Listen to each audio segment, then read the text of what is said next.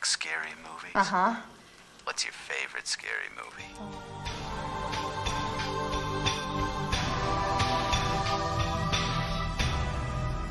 Hey everyone, welcome to the first episode of Halloween month here at Does It Hold Up? Each week of October, we're going to be talking about another classic horror movie. This week, we're going back to 1996, and we're going to ask you one simple question. Well, besides does it hold up? But we want to know, do you like scary movies? What's your favorite scary movie? That's right, we're talking about Scream, the original. None of the sequels, not the new one.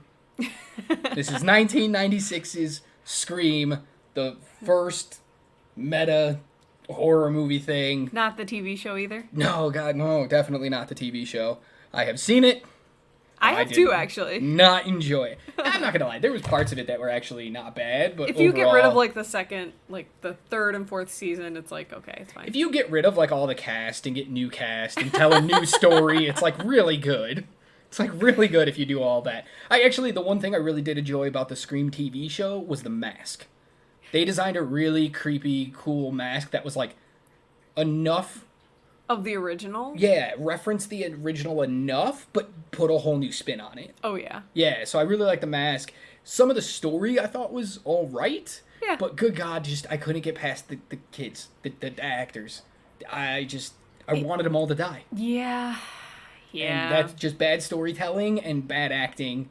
Just couldn't deal with it. But I mean, you did get to see Bella Thorne die in like the first 5 minutes of the movie. I'll watch that over and over and over again. It was pretty great. Yeah. All right, anyway, back to... now that we've gotten thoroughly distracted. What were we talking about? Right, the movie Scream. Okay. All right, so plot synopsis for the movie Scream. We follow Sydney Prescott, a normal teenage girl, her boyfriend, her group of friends, a reporter woman, and a deputy, who are all being stalked and killed by a mysterious figure known as Ghostface in this Halloween mask costume, all that. And mystery unravels. We get backstory for each character. Sydney's mom killed herself a year ago. No, was murdered. Murdered. That's right, murdered a year ago. It's the anniversary coming up. Oh, dun, dun, dun. Everything happens on an anniversary. Everything. It's always anniversaries.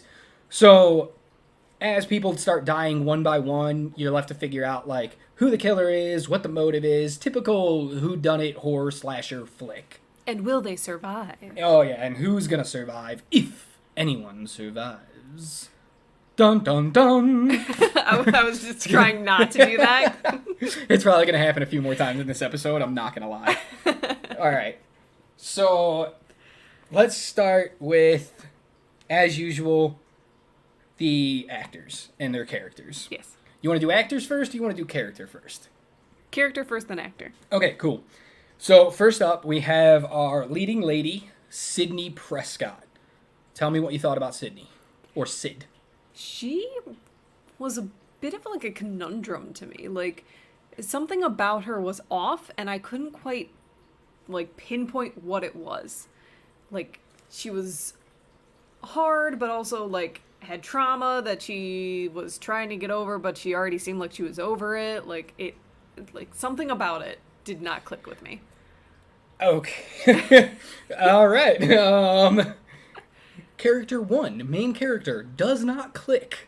Got it. I liked a lot of the side characters more than I liked her. I mean, that seems to be a theme in most movies. They always write side characters way better because you get less of them. It's easier to write when you get less. That's fair. You know, I like Sydney Prescott. I think she's a great, spoilers, final girl. I think she is a big difference from the norm that we get, where it's Sydney makes a lot of smart decisions in this movie. Yeah, that she does. She's not a damsel. She fights back. She whoops Ghostface ass constantly when they fight. Almost to the point of put Benny Hill music on it, and dude, it's a slapstick comedy at that point.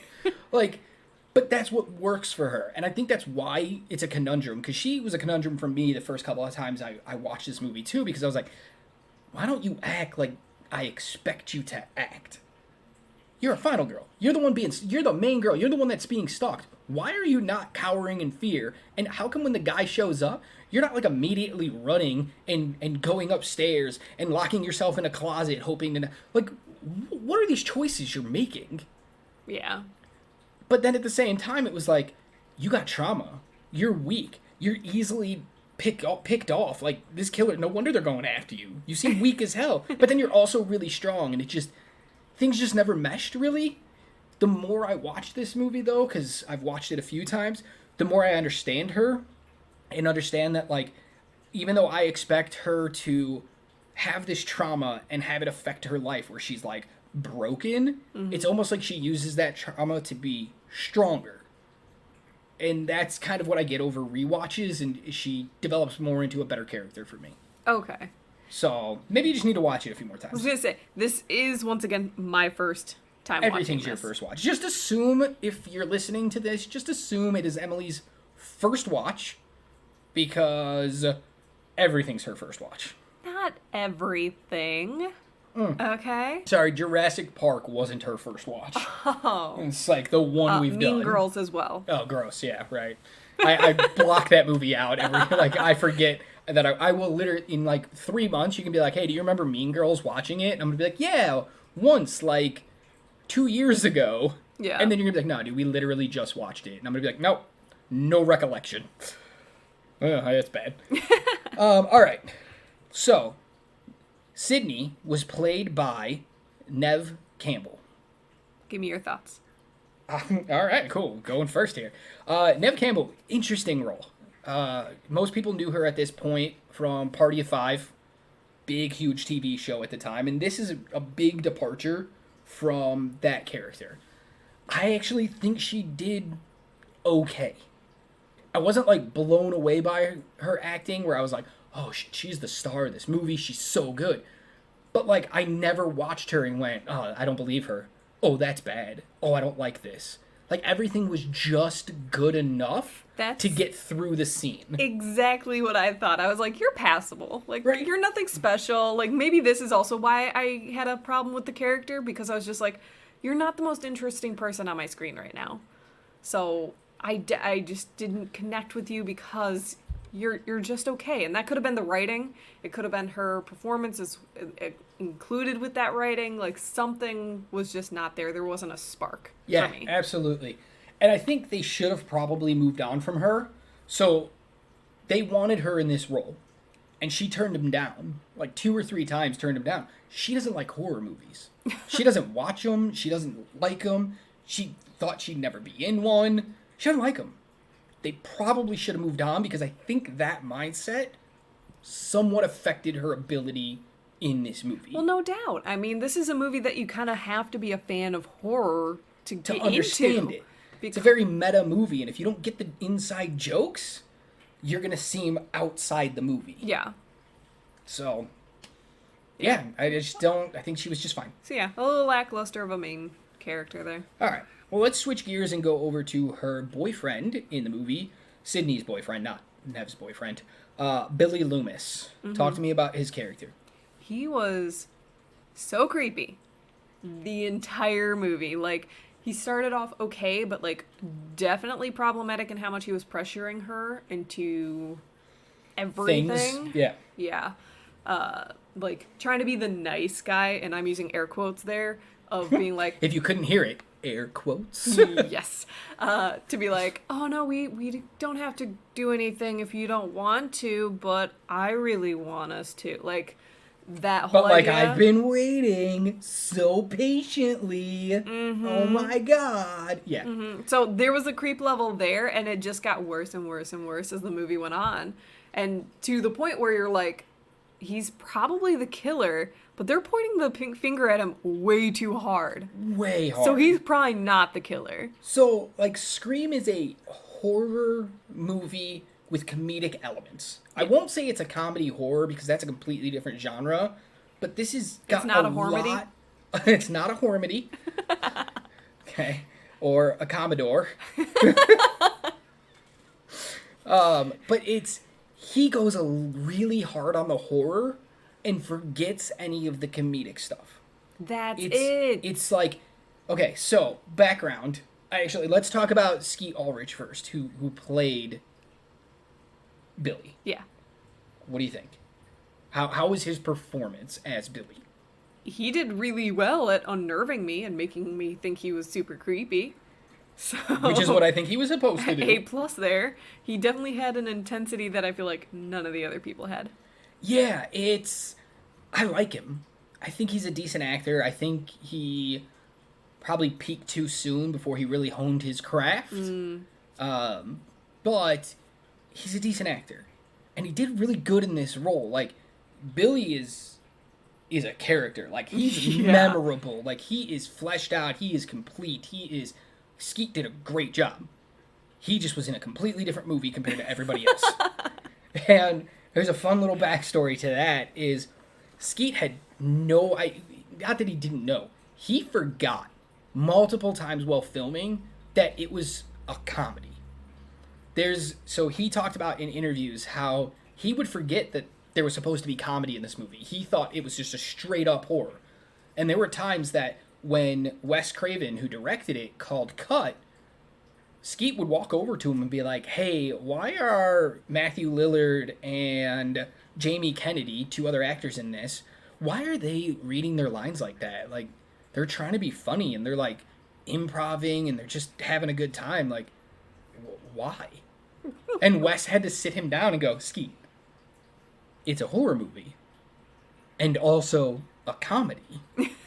And he had to do that repeatedly. Couldn't wrap his head around it. No, he even admits it himself in interviews. Like, he had to have Wes remind him multiple times that this movie was a comedy and a horror. Yeah. And I think he legitimately, as soon as the directors yelled action, Skeet completely forgot that. And immediately went straight horror, be as creepy as possible, and then the camera cut, and he was like, oh, damn, I was supposed to be funny, wasn't I? Son of a... You know, I didn't mind it, though. Like, it definitely was off, but once again, it didn't ruin the movie for me. No, because I think it worked. Everybody else had one-liners and some jokes and some funny moments. Billy never did. No. He was creepy from point A to point Z. He was definitely the straight man. Yeah, and I think it worked really well because you needed that. And because, you know, obviously we're going to spoil the crap out of this movie if you've never seen it. Probably just turn this podcast off now, go watch the movie, then come back and listen to us, because you should. But clearly by the time you get to the end, it's like, oh my god, I saw it coming from a mile away, and yet I figured, no way. There's no way Billy's the killer. It's too obvious. He's too creepy. He's too whatever. And then it's like, oh, but he is the killer? Well, hot damn. And Skeet did such a good job with that of making you go, God, I hate this guy. And he's so creepy, he's totally the killer. But then like 5 seconds later, you're like, nah, he's not the killer. He's fine. They're pointing the finger too much at him. He must be a red herring. Exactly. So I think it was great. Next up is Tatum Riley, Sydney's best friend. The sexy girl. Yeah. Talk to me. I can say I need a ride or die like her. Just saying, I need someone who is willing to go to bat for me over some reporters being jerks, but then also call me on my shiz. Who's gonna hang out at the police station with you when you're freaking out? Just like, yeah, all right, chill out. Yeah. Yeah. All right, we're leaving now. I don't care what the police officer says. We're leaving. Yep. Yeah, no. But then, like you said, call her out on her BS as well. Yeah. I think we all need a friend like Tatum. Because she talks real, and she felt very real. What about her role in the story itself? Outside of being Sydney's best friend, how did this character connect to the film for you? How did she fit in with everything happening?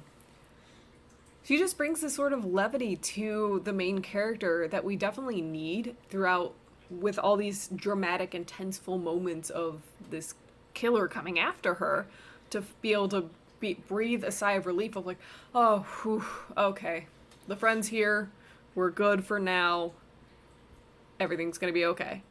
Right, I really like this character because some of the guys, so we already talked about Billy, who's super creepy. Yeah. Her boyfriend, who we're going to talk about next, and another guy, they're the funny guys. Mm-hmm. Sydney is neither straight nor funny. She's our base. So I like that Tatum is more grounded and not super funny, but not super creepy. She gets to just be real. Yeah. She's not throwing out one-liners. She's being witty, and that's what works. It's complete departure from what everybody else is doing, what makes it feel real, because in high school, you had a group of friends, and everybody had a different personality. Oh, yeah. Somehow you all just meshed together, so like her trying to be funny like that person, or trying to be this, or trying to be that, wouldn't have worked. She was her own character, and it was good.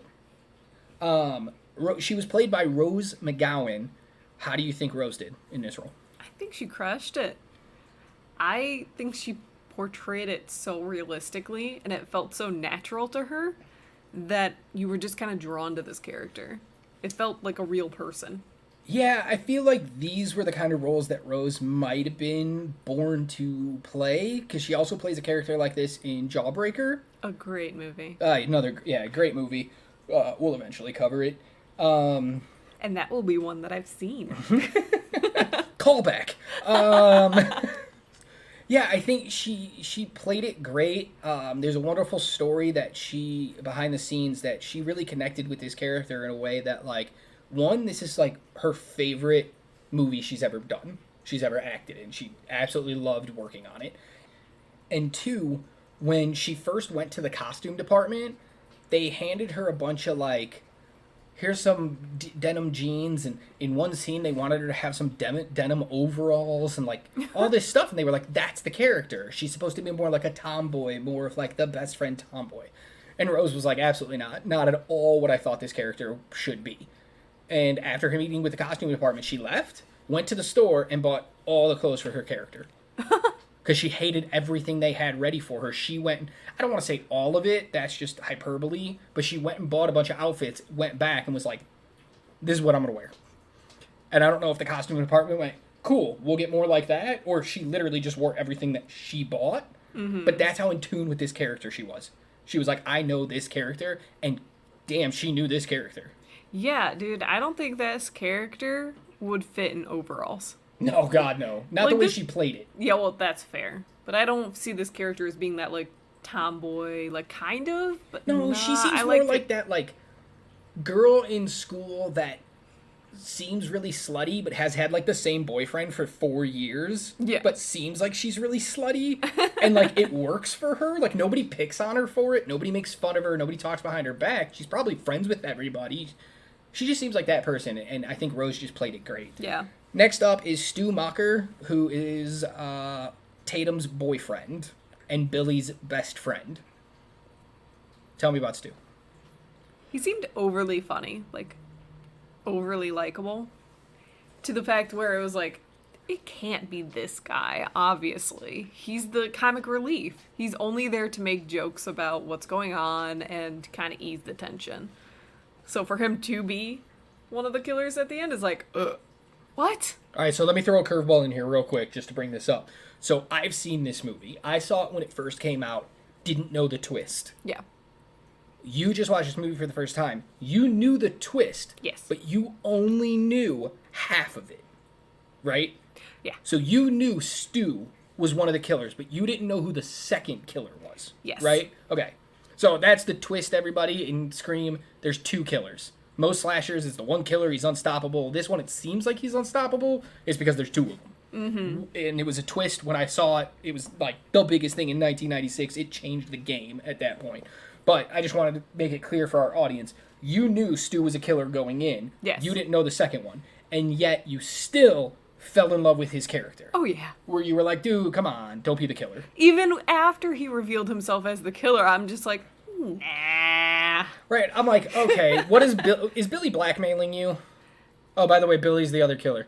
Just because I'm just gonna spoil that right now. Oh, but you should know there's spoilers throughout this whole episode. Yeah, it's like, Billy, do you have blackmail over Stu? Well, no. Like, how'd you get him in on this? One of my favorite scenes of this movie is, after they're all, like, taken down and the tides have turned. Mm-hmm. And now Sydney's the one on the phone call with them. And save that.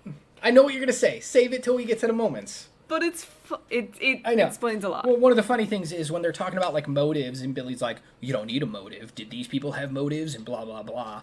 And then he explains his motive, which is super weird because I'm like, why do you say you don't need a motive, but then you clearly have a motive?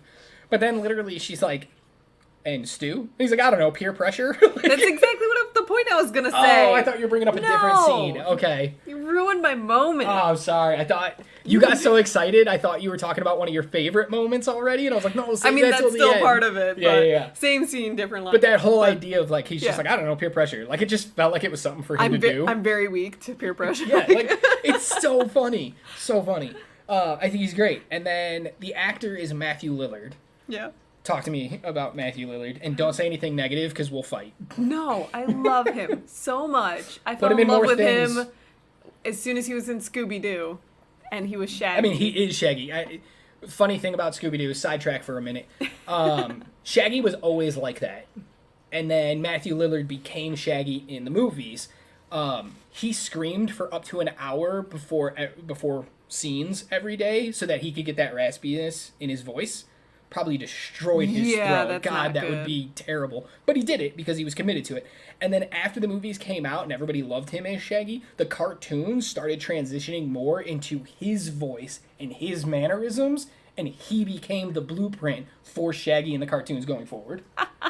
Because he was so good. I'm so upset that he's not in the sequels. I'm like, I don't really care about them now. Oh, in the Scream sequels? Yeah. Yeah. I know, because he wants to be in the sequels. I mean, he literally says that in the movie. Yeah. It's because I like I said, I fell in love with him, and I even knew he was the killer. Because Matthew Lillard's that good. Yes. I'm just throwing out all these stories about the actors. This is good times. So it's funny because the writer of this movie, who is... Good God, I wrote his name down somewhere. I did not. I wrote his first name down. Okay. Kevin. Like Kevin Williamson or Wilkinson, something like that, right? We know it's a Kevin. Kevin W., who wrote this movie. He's said in interviews that, like, he thanks God for Matthew Lillard because Stu was written very flat. No development, no anything. He didn't really know. He knew there had to be a second killer, and he knew it needed to be a friend, but he didn't know how to, like, portray that friend because he couldn't go down the route of Billy doing that kind of stuff. But he couldn't go the other way of, like, Randy being super funny and knowing things. So it was like he didn't know what to do, and he just wrote these, like, random lines and just made the character really flat. There was nothing to it. And then Matthew Lillard came in and made this character one of the most memorable things about this movie. So many great lines, so many great facial reactions. Like, his face, he pulls Jim Carrey in this, where it's like his face does stuff that human faces probably shouldn't be doing. Yeah. And it's great. And, like, he made this role. Anybody else, maybe it's okay, but he took it to a whole nother level where this character is one of the things people remember about this movie. Like, people quote him, people remember him. He became a major player in sequels, not this character, but the name Stu Macher became a player in sequels because of how much he brought this character to life. Yeah, I don't think this movie works without him because you needed someone almost likable as the other killer. Somebody who's likable, but has this weird menace to them. Oh, yeah. But, like, it's a likable menace, where it's like, ooh, I'm gonna kill you, and you're like, oh, yeah? Are you really? Like, you had to have that foil to Billy's sinister. Exactly. Yeah. So, I think Matthew Lillard, probably my favorite person in this movie. Yeah. Probably. Up next, we have Randy Meeks. Talk to me about Randy. Oh my God, I lost my place. I loved him. And this might be a personal thing because I know people like you that are quote unquote cinephile who... What is this quote unquote thing? There's no quotes here. No, I just hate that word. Cinephile. I just hate the word. Cinephile. It's terrible. It's fine. Stop using it. Never. Never. But someone who absolutely loves movies and will literally go on a rant about movies, even in the most almost inappropriate Listen, times. we were watching this movie, and I paused it like 4 times to be like, hey, did you know? And talk about parts of the movie or give some background on what was happening in the movie. It was also during like the worst times where I'm just like, It was things not. are I going, always things are going. No, I always make sure to pause it at appropriate times. It's not like somebody's about to get stabbed and I'm like, pause. Did you know that knife was fake? Like, no. First of all, I don't boop boop. I'm not TiVo. All right? I was talking the Like, come on. I was bringing up the noise the TV makes. Oh yeah, sure. But yes, I do that. Just gonna put it out there. Having a character just like him who was still funny and so like into everything that he was doing and saying made But me love him. clever too. He Oh, wasn't just funny. Like his knowledge of movies was critical to this movie. Oh yeah, without a lot of his commentary and a lot of his like wink wink nudge nudge moments, this movie doesn't work as a comedy. Absolutely. And then he is played by Jamie Kennedy. What do you think? Well, obviously I love him since I love the character. Well, yeah, but I'm saying, like, how was his portrayal of the character? Do you think he nailed? Do you think the character was good, or do you think Jamie Kennedy made the character good? I think Jamie Kennedy made the character good because it's really hard to fake that kind of enthusiasm. Like, to the extent that he had of this character, of movies, especially horror movies, it's not easy to really, like, fake that. Oh, yeah, absolutely. So, I felt like he was, to his core, an actual fan of horror movies. I feel like this character, Randy, almost maybe was an extension of Jamie. Like, Jamie really felt like he was Randy. Yeah. Because it didn't seem like he was really acting. It just felt like maybe Wes Craven was like, hey, do you know about this movie? And he went, oh, yeah, let me tell you all about this movie. And then Wes Craven was like, cool, let's film that. Yeah. Just keep talking there. I'm just, ignore the camera. What camera? I don't know what you're talking about. So, yeah, I think Jamie Kennedy was really good. And, you know what, screw it. We got fun stories about all these people. So, Jamie Kennedy he went through the whole hiring process, the whole casting process, and it was down to him and a few other people. And Wes Craven has come out and said in interviews the reason Jamie Kennedy got this role over everybody else was because he could infuse comedy into serious lines without making them comedic. He didn't go overboard where it was like, watch me turn this line into something really funny that you're going to laugh at. He says these really serious lines with this hint of funny in them, and it just made Wes Craven chuckle, and he was like, cool, you just have the part. Yeah, I'm done. That's all I got. It felt so natural. Right? Like, he's accusing somebody of being a killer, and yet you're like, that's kind of funny the way you're doing it. Mm-hmm. But, like, it's really serious at the same time, so, like, I don't want to laugh, but I'm definitely half smiling because I'm trying to hold it in. Yeah. And it works. It really works. Oh, yeah. Jamie Kennedy crushed that role. Last 4 that I want to talk about, we're just going to kind of run through these real quickly. Gail Weathers, the reporter, she was okay. She played her role. She was supposed to be a bitchy reporter, and freaking she was a bitchy reporter. Yeah, in fact, the second time she was on my screen, I said I hope she died. Yeah, literally, the second scene, and she's like, yeah, she's going to die. I hope she dies. I was like, dude, she's literally been on screen for 45 seconds. Yeah. And you're like, doesn't matter, want her to die. Yep. But that was the whole point. She's supposed to be unlikable. Mm-hmm. She was played by Courtney Cox, who I'm just going to throw out the fun story right up top here. She had to, like, basically stalk the studio and the producers to get this job because she was in the middle. It's 1996. Friends is at its peak. You know, it's the biggest show in the world. Everybody's watching it. She plays Monica, this little neat freak cleaning lady who's nice to everybody. And that's just what she was typecast as because of that role. And she had to fight this studio to be like, hire me for this role because I want to play a bitch character. And good God, she crushed it. Yes, because I don't even think of Monica when I watch this movie. I think, oh my God, somebody punch her in the face. And then when she gets punched in the face, I'm like, yes! Do it again! Wish fulfillment. Yeah. So she crushes this role for me. I will still never understand the fascination with Friends. No more tangents. I can't help it. Then we have Deputy Dewey, played by David Arquette. I was surprised to find out that a lot of people really like this character Love this character. when I was just like, why are you so overly incompetent? Like, Well, so overly naive. So we had this little bit of a conversation after we watched the movie, and I got to tell you, I hope it made sense, kind of what I was saying, because this is a small town. This is a small town who's never, like, Sydney's mom dying a year ago was like the biggest thing that's ever happened in this. That's why there's a town. book. Right, there's a about book it. coming out about it. It's like the biggest thing that's ever happened. He's 25 in a small town whose biggest crime was a murder. Everything else he's ever had to see or deal with was like people jaywalking.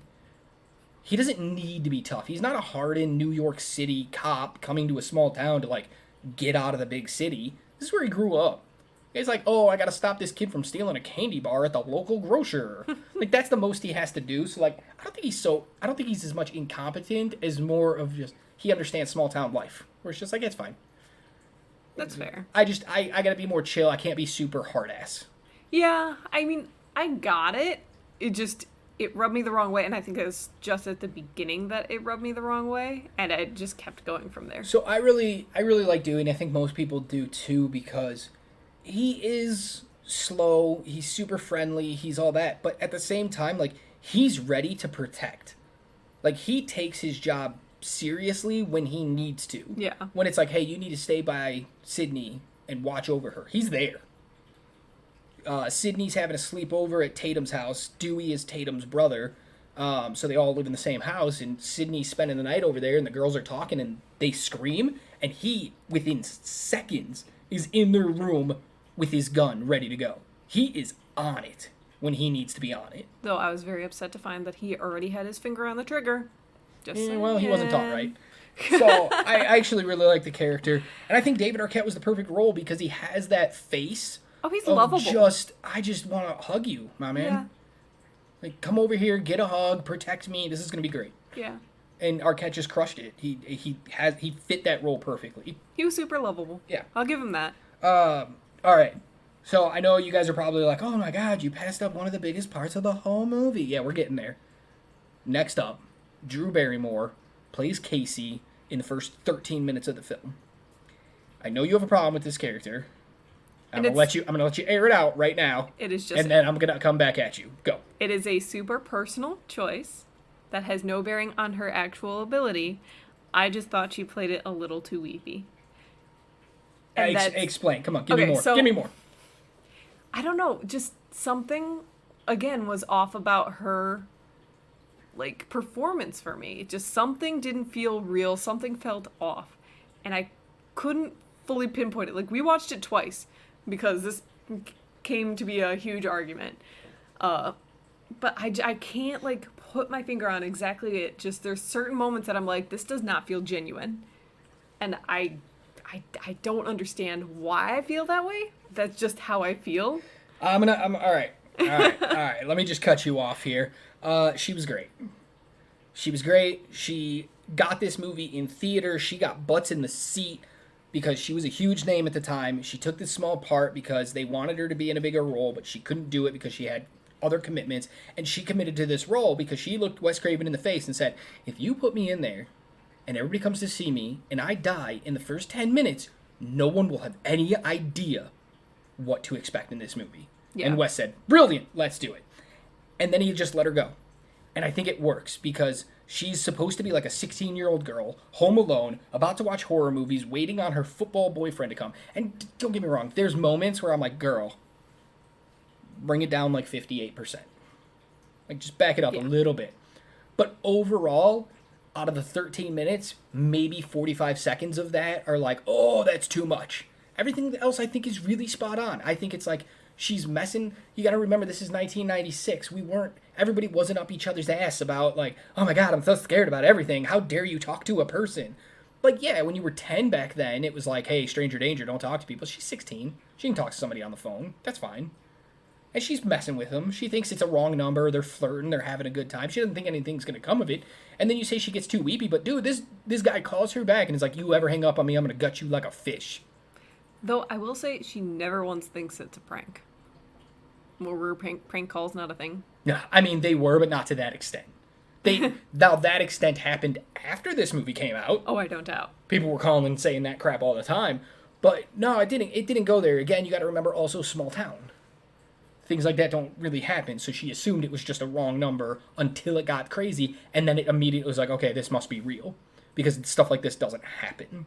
Okay, I guess I'm of a different, like, generation to where this You stuff were just always 3 happened. when this movie came out. So I grew up because of this movie. Because I of grew this up movie, hardened. you grew up in a different era than us before you. So, all right. So I think she was great. I think her being such a big name in 1996 and getting killed off so quickly just set a great precedent for this movie. Oh, yeah. And I think Drew Barrymore's performance in it really put everybody on edge at the beginning. She brought that character to life in only 10 minutes, enough that we cared when she died, and that's what got us ready for everything else that was about to happen. Oh yeah, that was part of my fun with Google, was actually the fact that she was up for Sydney, and she specifically chose Correct. to be Casey. Because she didn't have the time to do it because she was on other things, Yeah. and that's why she was like, I want to be this other role because it will set a great idea. Yeah.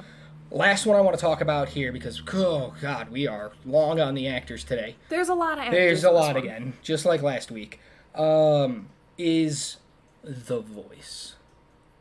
The voice Of voices. on the phone of, hey, do you like scary movies? It's the voice. No one can do the voice except this one guy. His name is... say you definitely sound like a smoker. I'm a smoker. His name is Roger Jackson, and I'll start off again with a fun little story about him. He was a placeholder. Wes Craven just needed somebody to say the lines so that people could act to it, and he was like, hey, Roger, do this. And he just brought this voice out, and Wes was like, all right, we're still going to replace you in post. And when they got to post and they were like listening to it and watching the footage, they realized how good the voice was. And Wes was like, nah, we good. Leave it. Just leave it. We good. Don't touch it. Hey, that's when you give your all, even if you're a placeholder, because you never know. You never know. And that's what's so crazy is like, even after they heard him, they still were going to replace him until the movie came together. And then all of a sudden it was like, oh no, this is just too good. And like, I can't say much more than that, because if the director is like, hey, this voice is so good that we were going to replace it, but now we're not going to, who am I to say it's bad? Oh, yeah. No, It's it was good. wonderful. It was menacing and yet had enough of that, like, teenage in it so that you could kind of, like, start hinting at, oh, it's probably someone we know Yeah. that is doing this, because it has that kind of age to it. Yeah, Roger Jackson did a really good job of making it sound like it was a teenager, having menace in it, but also a sort of flirtiness, where you were like, I don't really know what you're trying to get at here with the way you're talking, but it's creepy, and I like it. Another fun little thing real quick about the voice, and then we'll move on, is those were actual phone calls. They had him actually call and speak to them on the phone from a cell phone. He would be out in a trailer or somewhere else. He would call them on a cell phone and actually do the lines with them so that they were getting an actual reaction. And none of the cast members were allowed to talk to Roger Jackson before they had to film a scene with him so that they could get natural reactions to the voice on the other end of the phone. Ah. So, Movie magic. movies are great. All right, moving on from characters and actors, we're going to go right into critic response and box office. Mm-hmm. You know my guy, Roger Ebert. Love him. Probably the most well-known and well-respected, outside of a few others, movie critic that anybody knows, right? So he gave this movie, he only goes up to 4 stars.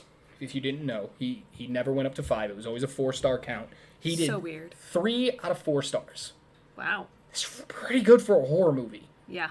He's not Critics a normally huge... hate and horror films. Roger Ebert was notorious for not really being that big of a horror movie fan. He liked them, he could appreciate them, but he was always like, I don't know, middle of the road. It's fine. So 3 stars for this one. It's just insane. And then he had this wonderful quote about the movie, and I think this encapsulates it perfectly why it got that rating.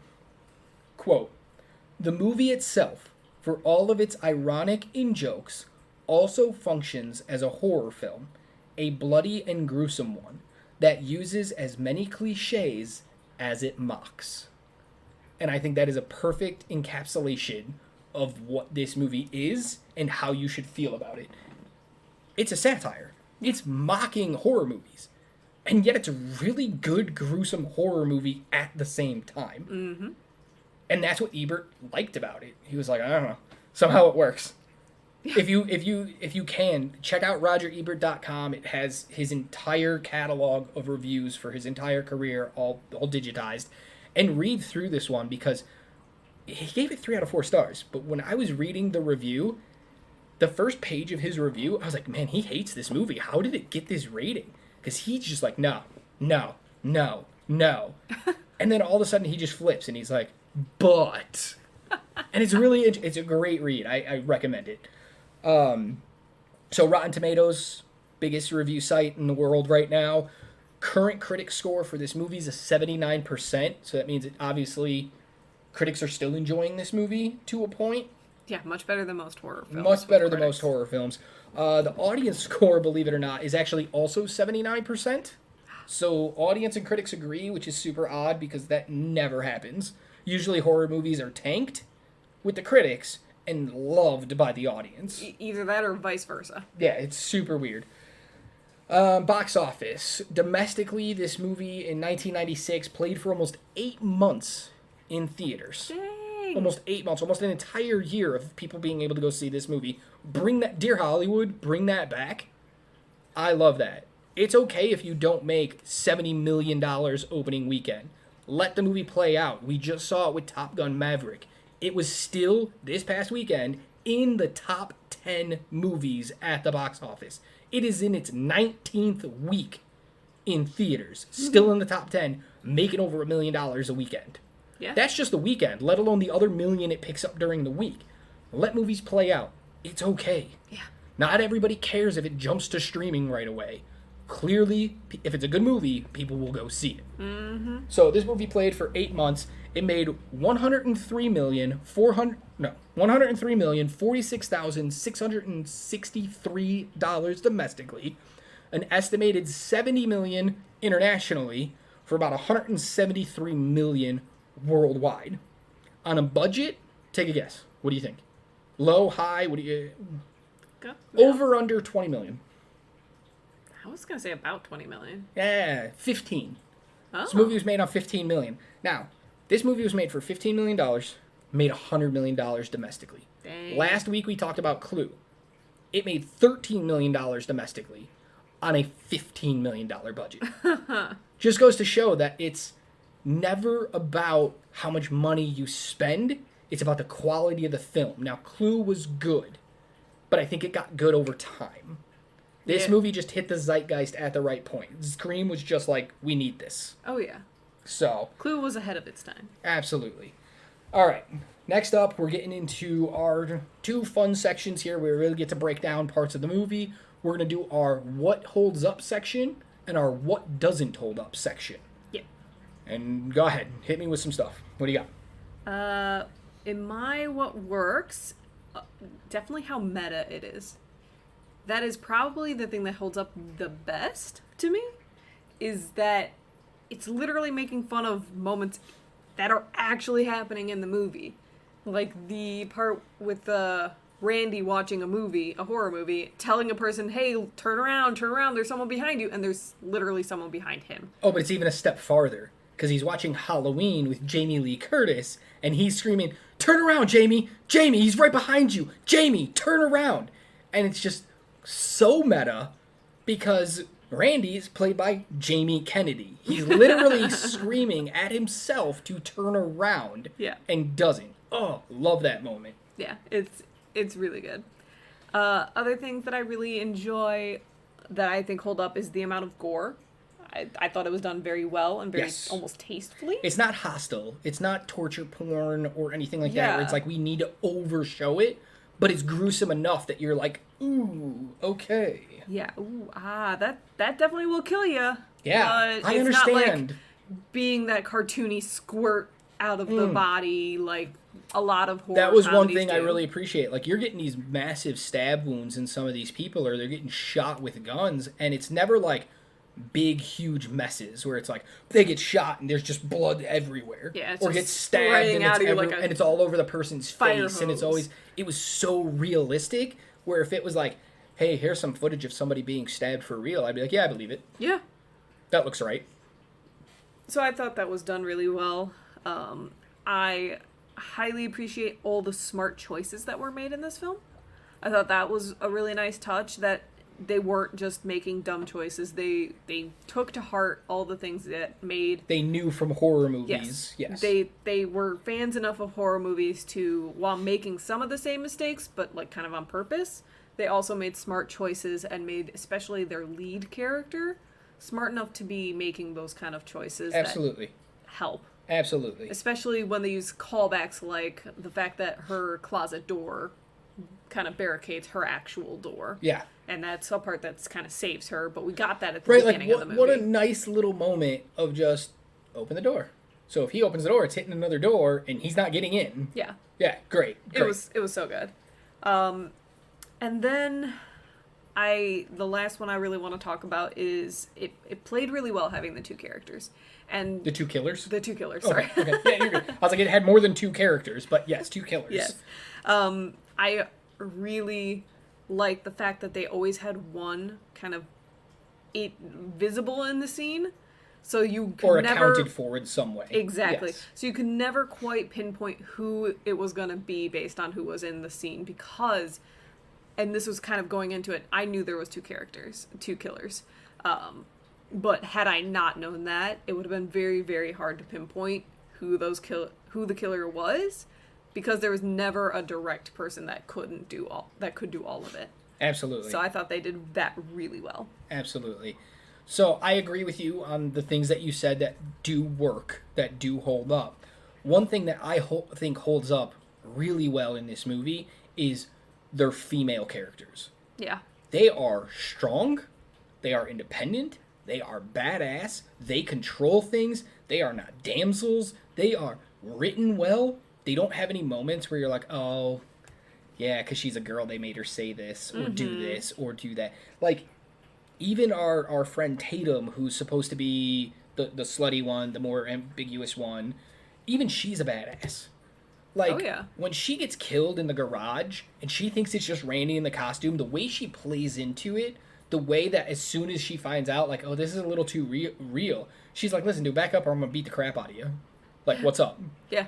Like, I'm so gonna chuck tough. these beer They're bottles chucking at beer you. bottles. Like, the killer's right. It's one of my favorite moments ever because, like, what a smart choice this was. You talk about smart choices. This was a smart choice. Tatum's in the garage. She's fighting with Ghostface. She runs away because she, pushes him back. He's running at her. She swings the fridge open, the freezer door on a fridge. He runs smack into it, hits the ground. Brilliant. Oh, yeah. What a moment. That is a great... Instead of being like, I need to hide in a corner, she looks around and goes, I'm going to hit him with this damn door. And it's going to put him on his ass. And that was a wonderful case of doing everything right and it's still going wrong. That's one of my... So that was my second point about what holds up in this movie is all the great decisions and they still don't play out the way they should. Yeah. It's like, okay, Sydney beats the crap out of Ghostface a few times in this. Every time she gets attacked, she seems to get the upper hand for the most part. Tatum fought back, got the upper hand. Even at the beginning, Casey makes great decisions. Yep. And yet both Casey and Tatum still die. Mm-hmm. No matter what decision, they make great decisions and they still die. And I think that's what holds up for me so well because that's just how life is. You can make great decisions and it's still not go in your favor. Oh, yeah.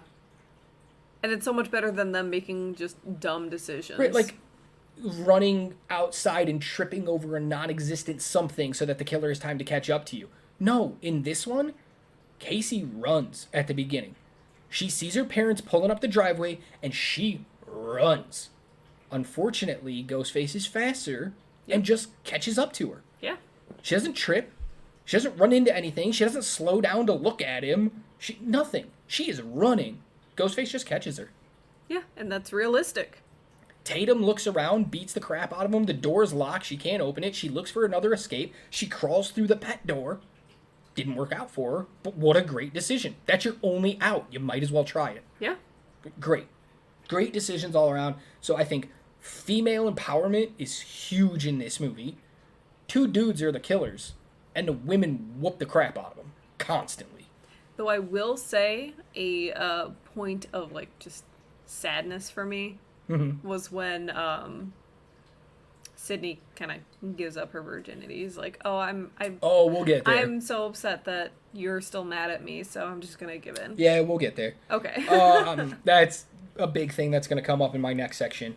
So moving on, we're going to go to what doesn't hold up from this movie. And one of my big ones was that particular scene you just brought up. Go for it. Where she thinks Billy's one of the killers. He's been pointed at a few times. He's been arrested. He's acting really odd. And Tatum they have a conversation, and Tatum's like, Billy you don't deserve Billy because, like, you're being a prude. And it's like, that's how a friend would talk. Be like, he's not a killer. He's not, all this stuff. And you're still holding out for what? You've been together forever. What are you doing? So she almost gets peer pressured by her friend. Which is also shitty. Which is also super shitty. And then gives into it when Billy shows up and is just like, I'm really sorry about all this stuff that's happening. I still love you, though. And she's like, cool, let's have sex. Yeah. And it's like, that one scene kind of counteracts the rest of Sydney that we get in every other scene. Oh, yeah. It seems very out of place. It's just like, I'm going to placate you. I'm going to make you happy by giving you the one thing that you've wanted. Now, she wants it in that moment, too. Don't get me wrong. She definitely is not pressured in that moment because he doesn't bring it up. He's just there to talk to her, and they're hugging, and she says something about being in a porn. And he goes, what? She goes, yeah, you heard me. And it's like, get naked, let's go. Like, she pushes it there. She's the one that starts it. But it just seems out of place for her character, and I don't think that scene holds up. I don't think we need it in the movie. It's the only thing is, like, she's on the chopping block now, and she's in a horror film, and she just And I think that was one of the reasons they put it in, is because, like, the rule, only virgins survive. If you have sex, you die. Randy talks all about it when he's talking about all the rules of horror movies. So in our heads, we're like, oh, dude, she's not a virgin anymore. She's going to die. But then she doesn't. So it's one of those ways that Scream could break the mold from every rule that we knew beforehand. Yeah. So I think that's why it was put in. But if you're going to do something like that, just make her not a virgin from the start. Because that scene is very jarring and just completely stops the movie. Where you're just like, I'm sorry, what? Is that literally happening right now? Well, all this other stuff is happening. You're worried about having sex? Come on. I mean, go the route of Cabin in the Woods, where they portray someone who has already had sex as the virgin, Yeah, something. Exactly. Like, so that it was unnecessary, and it left a bad taste in my mouth. So that was one of the big things that didn't work for me. One of the other big things that didn't work for me is the creepiness of Billy Loomis. I kind of maybe understand what they were going for there. I think it was a little too on the nose, especially when he then does become the killer. I know I've already praised it at the beginning, but I also don't think it would hold up because it's so out of place. It's so You don't fit in this movie, man. It's dial it back a little bit. Give us a little bit of a break between your growling stare that you do. Like, give me something else, and your character takes on a little more depth. And then when he's the killer, it's a little more of a shock. Yeah. Because we're pointing the finger so hard at you that there's no way you're the killer. But also, you have to be the killer. Yeah. So that doesn't hold up for me either. What do you got? For me, a big issue I had with the film was the party with the curfew. It made absolutely no sense. It opened up so many plot holes of, like, all these businesses are closed for curfew, but there's a party that's happening. And nobody cares. And that this deputy brings these girls to. Like, what? Yeah. And then at one point, Stu is having people leave, and he's like, happy curfew. Like, it's now curfew time, but there's still people like, at the party. But also, like, it's pitch black outside, so is curfew like midnight? What's curfew here? Yeah, it made absolutely no sense, so it caused a lot of confusion, and I think they needed to work that better. Agreed. One of the other things that didn't hold up for me, and then we'll go back to you to give anything else that you got, is Gale Weathers and her insistence on being everywhere. And I get it. You're a reporter, you're trying to get the story, but, like, her placing herself in harm's way to get a story just feels so anti-Gale Weathers. Which is weird because she's the one doing it, but, like, they set her up to be like, I need to get this story. I'm a super good reporter. I'm blah, blah, blah. And then she's like, nah, just kidding. I'm going to go put myself in this way without a camera, without anything. Mm-hmm. I'm just part of the story now. And it's like, no. I thought you wanted to tell the story, not be a part of the story. So that character was a little confusing for me. Mm-hmm. And Deputy Dewey is also something that doesn't hold up for me, only because I just don't get the character. Yeah. I know I said earlier, like, I understand he's in a small town, he's this or that, but, like, what are you doing bringing these girls to this party after curfew? And then you leave them, even for a little bit. You were explicitly told, stay with Sydney. So if you guys watch the Cinema Sins channel on YouTube, which I recommend, great channel, they always talk about the power of boners is stronger, and that's legitimately what happens here. The power of boners is stronger than his need to be a cop. And I feel like that's the only way the writer knew how to remove him from the story, or else none of it would have happened, because he would just pull his gun and be like, come at me, bro, and shoot him. So they had to get it. But then also, like, somehow he just gets stabbed. We don't even see it. All of a sudden he's just stabbed, and it's like, oh, well, there goes Dewey. Yep. So I'm just like, a lot of times the story works really well, and then there's other times where it's just like, we can see you run into a wall and not know how to handle this. Yeah. And that's what doesn't work for me. There's one too many moments of that. Yeah. You got anything else under your what doesn't hold up? Yeah, this is another one of those, like, super personal choices of mine. But, like, some of the camera work doesn't work for me. Especially stuff like the weird Dutch angle at the opening scene, but not when it's super creepy. It's just when she's talking on the phone and things are okay still. But for some reason we're on a Dutch angle that's never done again throughout the rest of the film.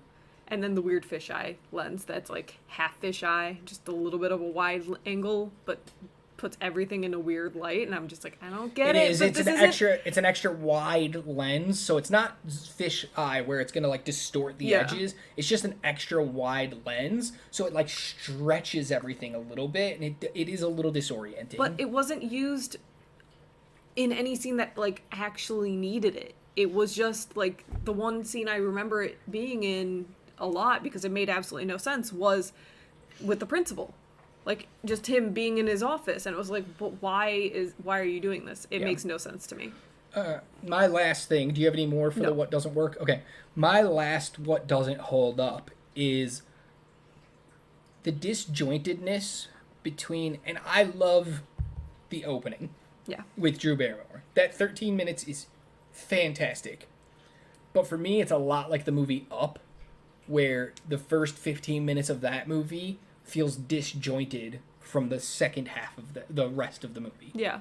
The part with Casey and Scream feels very disjointed to the rest of the movie. And I get it, that's where we get introduced to Ghostface and all this stuff. But that seems very much like this is a hard horror. Mm-hmm. And then we jump into some comedy horror, and it's jarring. Yeah. And I'm not a huge fan of that transition. It almost feels like, and they get into this in Scream 2, because in Scream 2, there's a movie called Stab. There's a movie within a movie. And that movie, Stab, is based on the events of Scream 1. Yeah. Right? It gets real meta in the second one, real meta. But that's what this first 13 minutes with Casey felt like. It felt like a different movie inside the movie I'm watching. Mm-hmm. And I love the opening scene. It's wonderfully suspenseful and terrifying. but I just don't like it as the opening to this movie. Yeah. So, those are the things that don't hold up for me. All right, we're gonna roll into our next category, which is what ifs. Mm-hmm. So I got some what ifs for you. I have 2 for you. Excellent. Why don't you hit me with one of yours first, and then we'll do mine. Okay, Randy. Okay, Randy, Jamie Kennedy. What if Seth Green? Ooh. I don't know. Seth Green's a good actor, and he probably could have played the part because he looks like a video store clerk, like that nerdy kind of movie lover. I think he takes it too funny, though. I don't think he gets to play the seriousness that Jamie brought to it. He goes a little too like, oh my god, I can't believe you guys don't know the rules. Let me tell you all about them. Number 1. And it just gets really weird. Well, I mean, this is a guy who did Robot Chicken, so... Right, like, he's got a different sense of humor that I think wouldn't have played well with the movie. Yeah. But that's interesting. I would definitely check it out. Yeah. I don't know if I'd like it, but I would watch it. Mind you, these are all people who were kind of up for the film. These aren't, like, our choices. No, these are the what ifs, as in, like, these people were almost cast in this role, meaning they either auditioned or they were offered this role. Yeah. That's what our what ifs are. Yeah. All right, here's a what if. Check out our secondary podcast for either sequel or reboot. Ooh, yeah, plug. Every Tuesday, you're going to get a secondary podcast from us. It's going to be Does It Hold Up? Sequels and sequels and reboots. And coming this Tuesday will be Scream's sequel or reboot. And it's going to be us pitching you one of those 2 things. Come check it out. With cast that are from today. Yes. All right, I got a what if for you. Yes. Sydney Prescott, currently played by Nev Campbell. Nev Campbell. What if it was, dun dun dun, dun, Reese Witherspoon? No. I'd go hard no on that. That's fair. What about Sabrina the Teenage Witch, Melissa Joan Hart? She might have been able to do it. I think she would have been a little, I want to say kooky, but not. To me, a little too bubbly. Yeah. A little too, like, I wouldn't have understood the serious points. Kind of both the same issue on both of their ends. That's fair. They would have been a little too comedic in this role that's supposed to be like the straight man. Here's the most interesting one that I found for Sydney. Molly Ringwald, who would have been 27 at the time of filming, which isn't that old because Skeet Ulrich was 26 when filming this. Like, none of them look like teenagers. They all look like they're 30. Yeah. Playing teenagers. So she would have fit in, but Molly Ringwald, 1980s teenage dream girl. Yeah, I don't see it. Like, I see it and I don't at the same time. That's a weird one. I think that's a weird pull. I think it completely changes the movie, and I can't tell if it would be for the better or for worse. Yeah. But it'd be interesting. That would be that one would definitely be interesting. All right, I got one more for you, and then we'll go back to yours. All right. Billy, currently played by Skeet Ulrich. Yeah. What if it was Leonardo DiCaprio who screen tested? No. It was this close. This close. No, because isn't he coming off of Romeo and Juliet? Yep, he's coming off Romeo and Juliet, and he's a year out from doing Titanic. No, I think he would have been too much of a baby face to do this role. I don't think people would have been able to see him as a killer at this point. I agree. I think he plays it a little too soft. What is interesting about that, and why I wanted to throw his name out there, if he does this movie, he's not in Titanic. Oof. Yeah. Right? Like, he couldn't do this movie and roll right into Titanic, which would have been... Titanic took a long time to make. He would have been finishing up this project as Titanic was starting. He wouldn't have been able to do both. So, like, we get a whole new Titanic at that point, too. Really changed the game. He made a smart choice. Or someone made a smart choice for him. I don't even know if it's a smart choice, because Scream was huge as well. Not as big as Titanic, but this is a classic horror. Like, it's remembered. Yeah. So... another one I got for Billy is Joaquin Phoenix. Ooh. I love Joaquin Phoenix. I think he would have done great. I think he can play that edge. Obviously. Yeah, but does he have the look? Yeah. Well, I don't know. Like, I can't picture him back then. Because he looks exactly I know him the now. same as he does now. Just not as scruffy. I think he would have been Remove fine. the beard, remove the Well- long hair. He might not have been, like, teen dream enough for it. I think... So, we have a problem with Skeet being a little too Creepy. menacing and Yeah. creepy. I think Joaquin has the same problem. I don't know. I thought... Too much. I liked him in, oh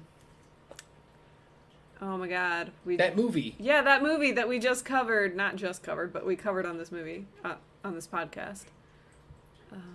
Joaquin... Oh, Signs. Signs. Yes, I Signs. was like, it's an S name. I thought he was fine in that. He wasn't creepy at all. He was Yeah, a lovable character. that was 5 years removed from this, though.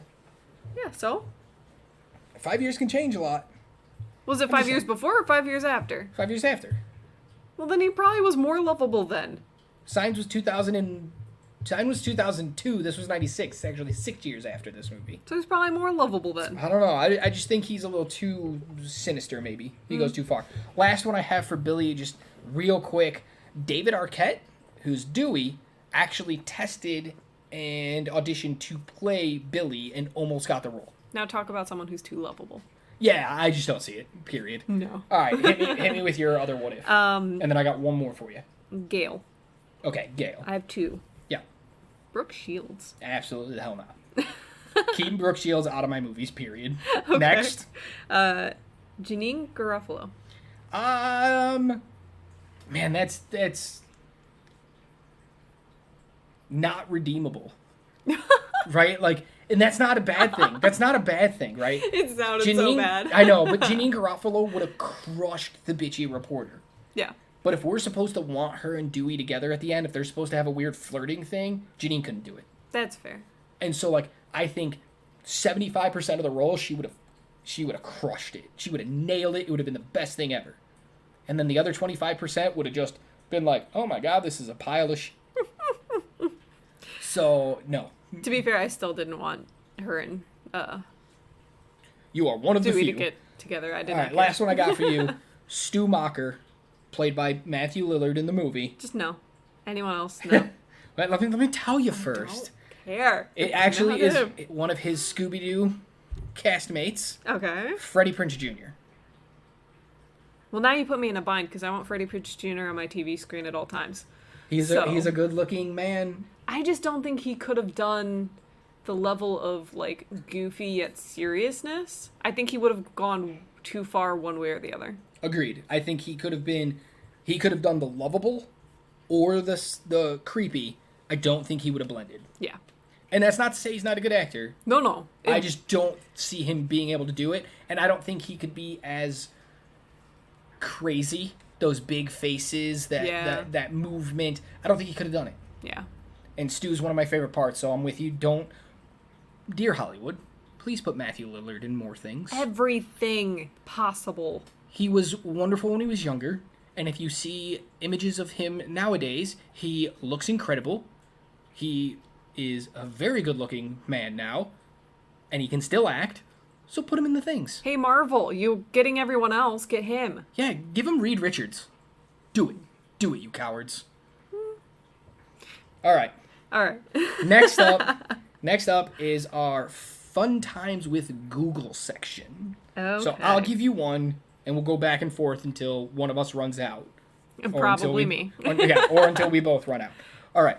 So this one is kind of a dual Fun with Google. Okay. You can go online, and you can find people speculating on what character was it Billy or was it Stu killing each person. Okay. Well, there's only one time that we know for sure. Billy was the one who killed Tatum. And the only reason we know that is because Skeet Ulrich said so. He said so in an interview that Billy is the one who killed Tatum. Well, I mean... Really? Makes sense. Yeah. I could have sworn Billy was having sex with, what's her name at the time? Billy said it. So if Billy's the one who said he did it, I gotta believe him. Unless he's lying, because he's a bad guy. Dun, dun, dun! There it is. Haven't done it in a while. You were waiting for it, weren't you? Oh, yeah. No. Okay. But to go with that is, like, that's one of the things that makes this movie rewatchable for me, is figuring out who the killer is. Even if I just don't care about anything else happening, it's like, I just want to watch those parts. Which one is it? Who's in the suit? In fact, neither of them are ever in the suit. Matthew Lillard and Skeet Ulrich were never in the suit because it's always like stunt work. It's always this. So it was just a stunt person at all times, except for one scene. And this is why these two things kind of go hand in hand in my fun times with Google. One scene, Skeet was in the costume. Because he begged Wes Craven to do this one part.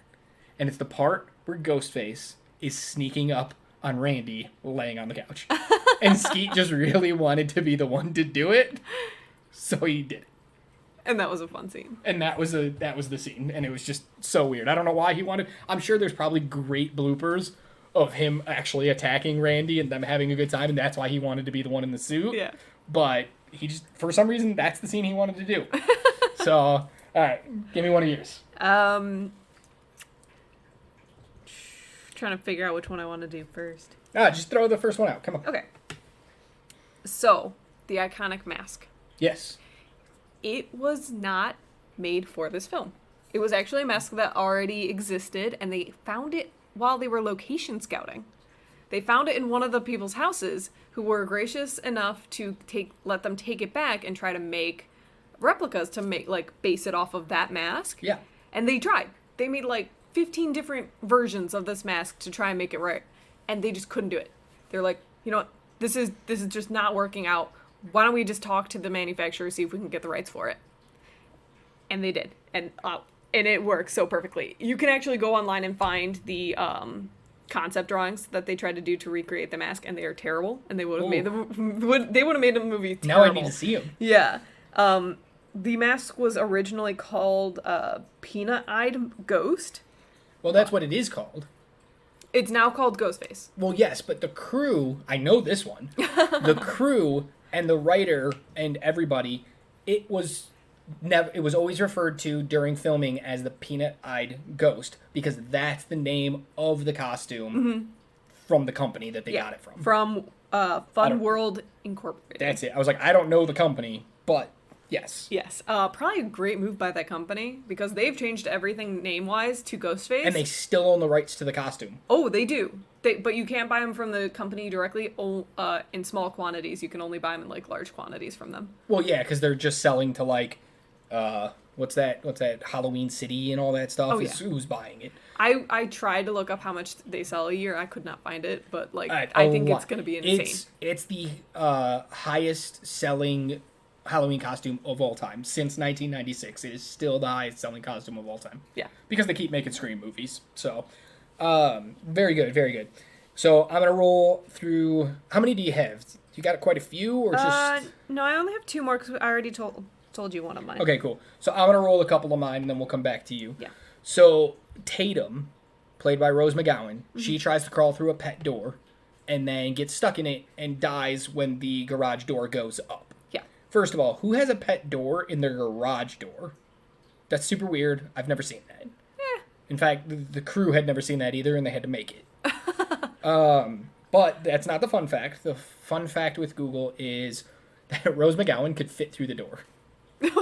I know. It definitely seemed like she could fit through. Yeah, she fit through the door, so what they had to do was they actually nailed her shirt to the door, to the garage door, so that when she was struggling, she could actually struggle and not be able to get free.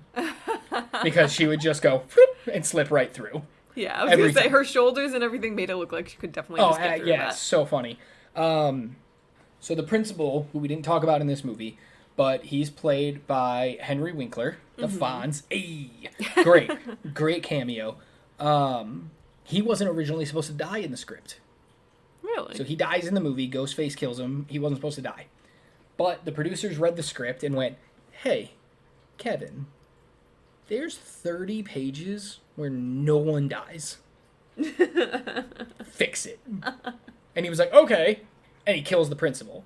But it's funny because it actually helped him out in a later scene that he was stuck on when that happened, because he needed a reason for everybody to leave the party at Stu's house. Yeah. So if you remember in the movie, a bunch of guys are sitting on the couch and they're all talking about Jamie Lee Curtis flashing her breasts in a movie. And because who wouldn't? Randy gets a phone call about the principal dying and how he was strung up at the football fields. And all the guys there go, oh, we should go check it out. And they all leave. Yep. and he didn't know how to get everybody out of the house. So him killing the principal, because the producers said to, gave him an out there too. Oh, that is so good. It's so funny. Stars were aligning right for that moment. Speaking of dead people, Dewey, who survives the movie, was never meant to survive the movie. He's supposed to be dead. Wes Craven shot 2 endings. One with a dead Dewey, one without a dead Dewey. And fans could not get enough of a live Dewey. And Wes was like, cool, we cannot kill him because he will be in other things.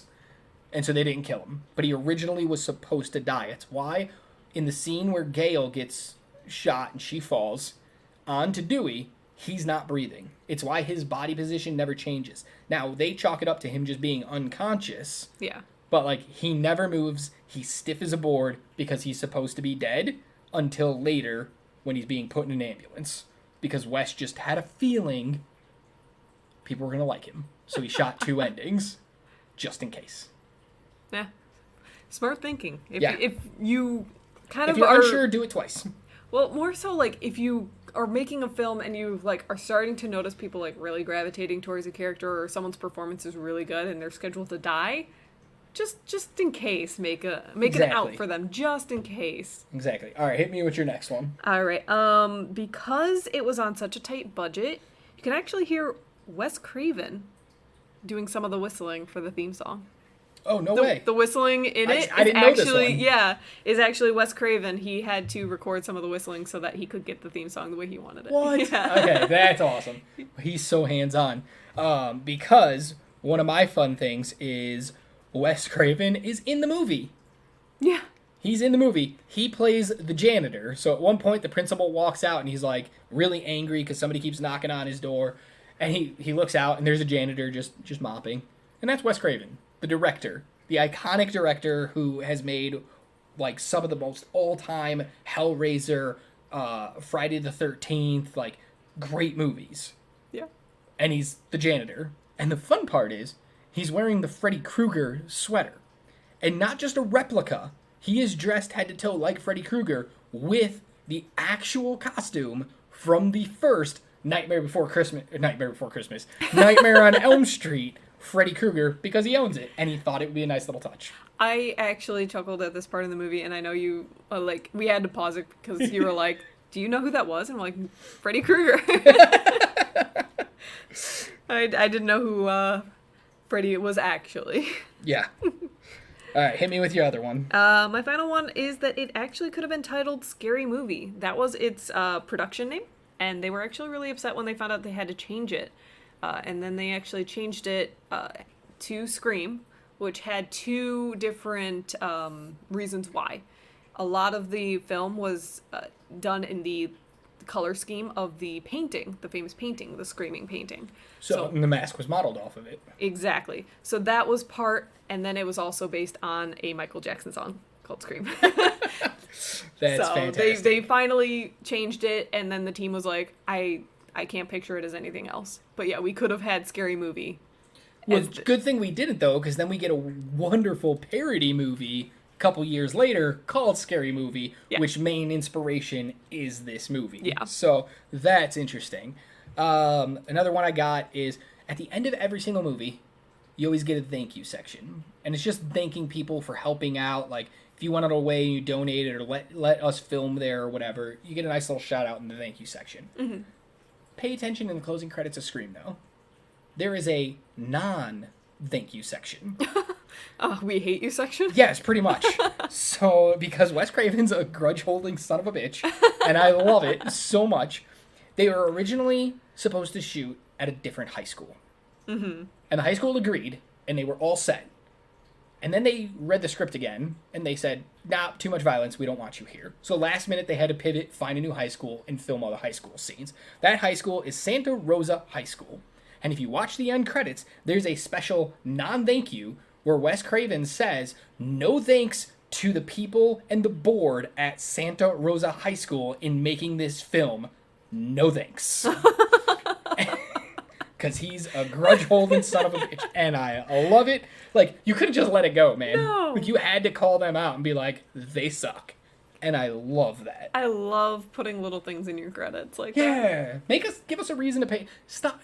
It doesn't always have to be a post-credit scene. Yeah. Just give me some reason to watch them. Little animations, little fun things like this. Music. Do a really good musical song. I'll sit there the whole time. I have done that, Love actually. that. All right, I got a few more here. So, in the end of the movie, Sydney hides in a closet dressed like Ghostface, and she pops out and she stabs Billy with a broom, or with an umbrella. Mm-hmm. She stabs him once, stabs him again. Yeah. Apparently, the first time hit the pad that was supposed to hit. The second stab, the stuntman missed and actually hit Skeet Ulrich with the tip of the umbrella. That's bad enough. But when Skeet was younger, he had heart surgery. So he's got a metal stent in his chest. And apparently, that kind of stent that he has is very sensitive. Very sensitive. Like, any kind of pressure or force is painful. And that's exactly where the tip of the umbrella hit. So the reaction you see from Billy, where his mouth just goes gape and his eyes just kind of roll back, is real, honest pain from getting hit, God. where doctors were like, don't ever get hit here. And that's exactly where he got hit. Why didn't he just wear an entire pad across his chest? Like, come on. Because it would change the look of things. No one cares. I know. Fix it in post. Two things outside of the movie that I thought were nice little things. So the writer eventually came out as a gay man. Mm-hmm. And for years, people were like, is there a weird homoerotic relationship between Billy and Stu? Because, like, they're oddly close at times. And, like, the way Stu looks at Billy is like, I'm going to eat you up later. It's kind of, you've noticed it, right? You've noticed it in the movie. He never has admitted it, but everybody always thought it. And then when he eventually came out as a gay man himself, it all kind of made sense now. He still hasn't admitted it, but it makes a lot more sense now. Yeah. And I just thought that was interesting. Not, like, it's not good, it's not bad, it's not... You're gay, man. That's awesome. Well, to be fair, I feel like a lot of those, like, gay moments are more so just Stu kind of acting. The person who's playing Stu, oh my god, what's his name? Matthew Lillard. Yeah, Matthew Lillard acting. Like, it was never really verbal. I don't know if it was, like, the director saying do this, or the writer having, like, wrote the character and being like, he's like this. Yeah. You know, when you get that treatment about a character, that's not stuff we see. That's what the actor gets so that they can portray the character. Yeah. I don't know if it was in there or what, but, like, the way he looks at him, the way he kind of gets close to him and talks about him. And yeah. It definitely, it's there. But he was always like, no. And then he came out as a gay man, and every single person was like, knew it. But we still haven't gotten confirmation. My last fun time with Google is, so David Arquette and Courtney Cox started dating after this movie, and then got married. Okay. And they had a wonderful relationship. They were like talk of the town for the longest time. And then they eventually got divorced. Because all Hollywood relationships basically. do. But that relationship would have never happened if it wasn't for Wes Craven. Oh? Like, directly, Wes Craven is responsible for that. According to David Arquette, in an interview with People magazine, Wes Craven, who encouraged him to pursue dating Courtney Cox, said, Wes had a real impact. He was like, David, you know she likes you, and you should really get your stuff together. He gave me a real man-to-man talk, and that had an impact on the course of my life. So David Arquette had no idea that Courtney Cox liked him until Wes was like, you're an idiot. Please just go talk to her, and they got together. So the chemistry was real. Chemistry was real, and it gets more real. They're just really into that role that it just kept going. Yeah, it gets more real in the second movie, too. I just thought that was interesting, that it was one of those things that shows what being on a movie set's like. I've had that a few times. I met you on a movie set. Yes. I've met other people. I've had relationships with other people. Friendships, relationships, everything. And it just goes to show that, like, when you're making a movie, you really get to know the people you're working with. Oh, yeah. Like, you get to know them as if, like, you've been friends for years because you spend so much time together. The fact that Wes Craven saw this this budding relationship between the two who wouldn't mention it to each other, and he had to kind of step in. Just great on-set story. Oh, yeah. To just That's share. wonderful. That's awesome. Yeah. All right. Yes. I believe we're going to awards next. Is that correct? Correct. Can I interject with a few questions? Yes. Yes. Okay. Are these answerable questions? Maybe. Okay. I'm not sure. Okay. Here we go, guys. Brand new section. Questions. I have 2. You hit me. One is kind of pertinent. One is a little more fun. The more pertinent one is, why did they wait a full year to continue killing? Like, that made absolutely no sense to me. What do you mean? Because it comes out that they killed... They killed Sydney's mom. Yes. Yes. So why wait a whole year? Until... Anniversary. But why? Because they kill other people, not just her. So it's like... They weren't...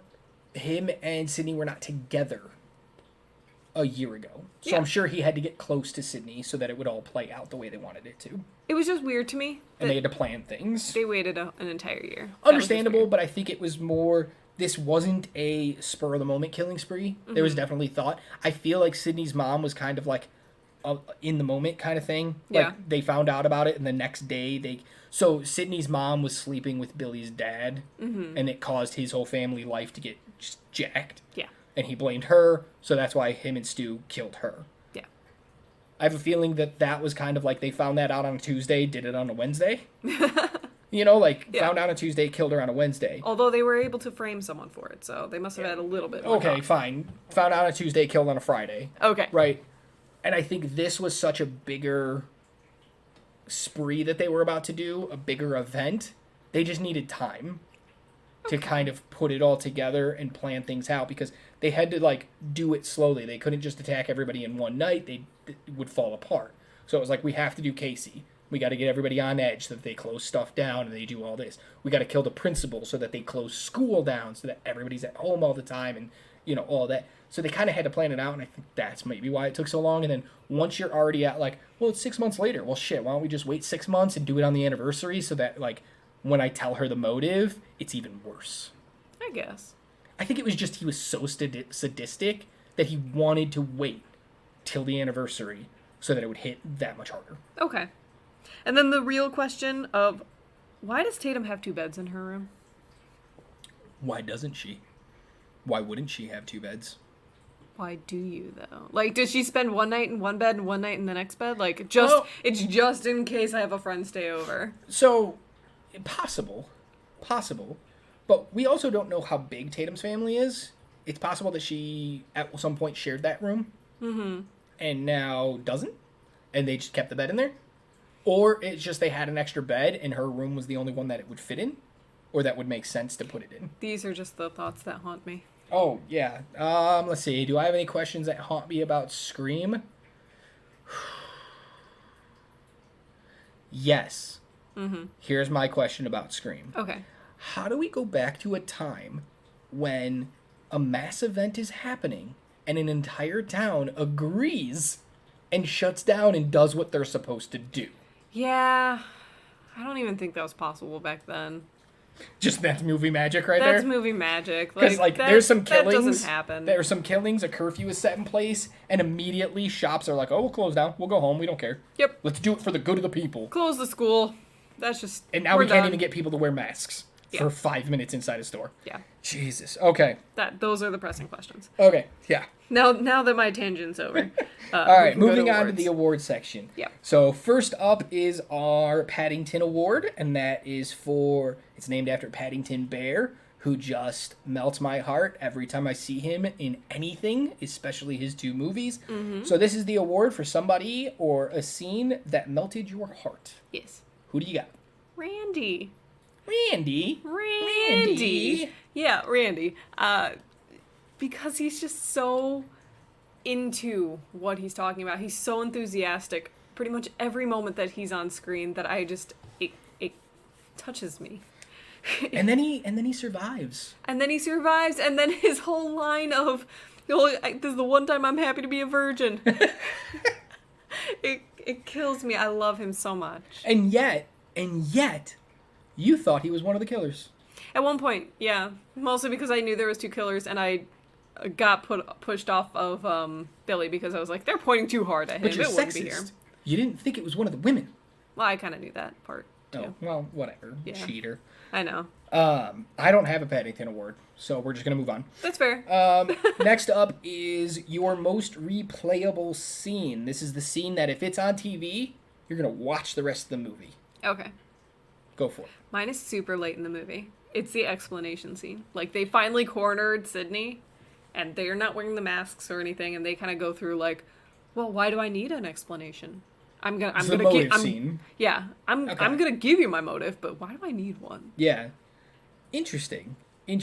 Mine's also kind of late in the movie, and it's Randy explaining the rules of horror movies.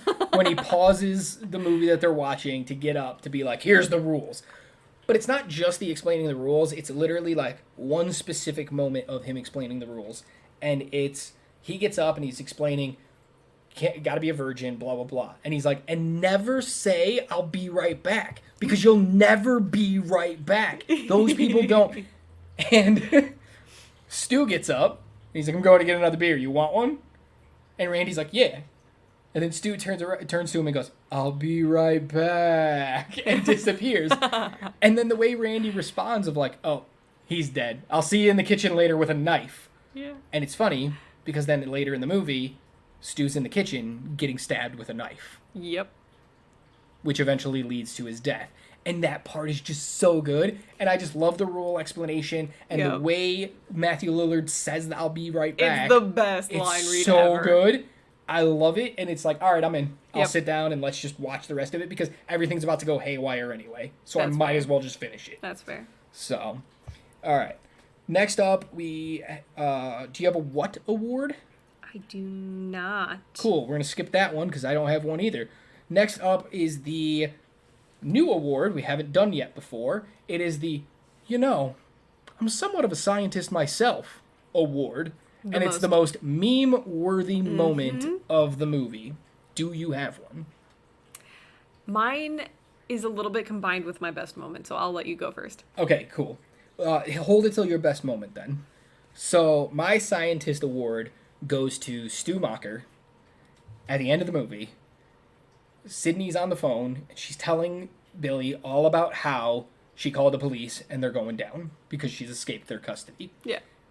Billy drops the phone, and it hits Stu in the head, and it's not in the script. It was an accident. He actually let the phone go on accident, hit him in the head. Wes Craven loved it so much, he kept it in. Yeah. And that's a great moment because the reaction is beautiful. Of like, come on, man. Why'd you hit me with a phone? But then he picks it up, and he's like, Sydney, did you really call the cops? She's like, yeah, you bet your ass I did. He's like, my mom and dad are gonna be so mad at me. And like he's bleeding out, dying right now. Dude, that is I love it because I'm just sitting there thinking like all the memes you could make out of that. The picture of him bleeding on the phone is such a meme-worthy moment where you could literally plug in any words over that and it makes sense. Like you could literally plug in, if you were dying, what do you do? Hey, Domino's, I'd like to order a large pizza. Like, anything you put over that totally works. That's my most meme-worthy moment. That's rather funny because that's actually my best moment. That's also my most memorable moment. I'll let you go into your reasons why when we get to the best moment part. So, 2 new awards that we're going to be doing for the month of October, for Halloween month. First one is, what is the best kill in the movie? Yeah.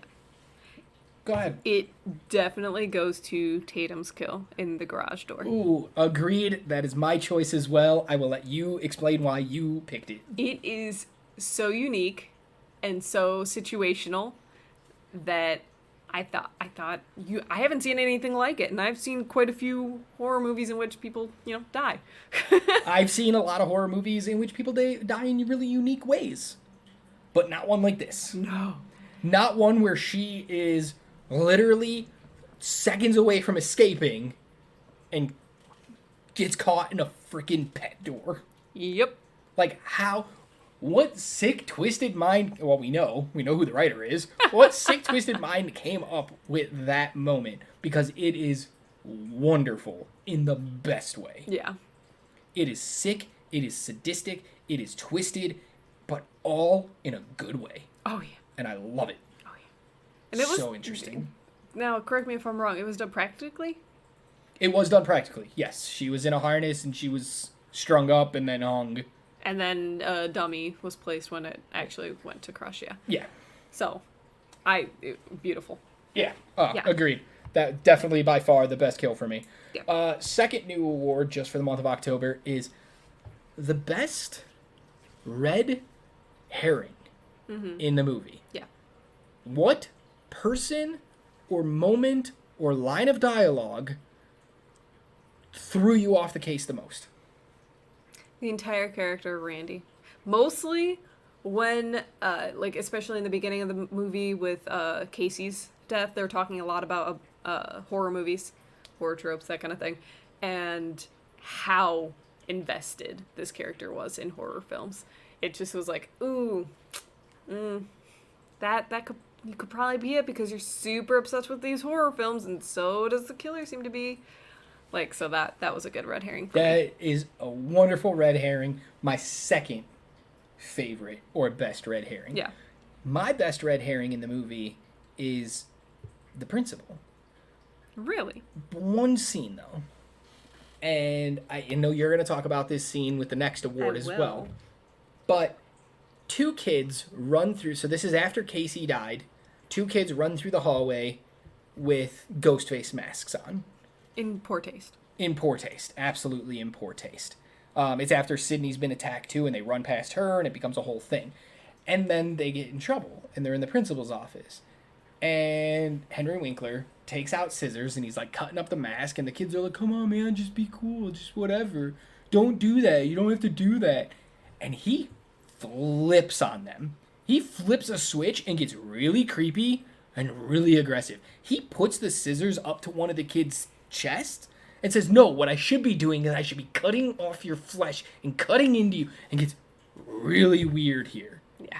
Really weird. And I think it's great because, again, I already knew the twist. I'd seen this movie before, and yet I still was like, what's with the principal? Why is he like that? Yeah. That's a little too much. Like, him yelling at them is one thing, but, like, threatening them with sharp scissors, talking about how he should kill them, is like, you might not be Ghostface, but you are something. Yeah.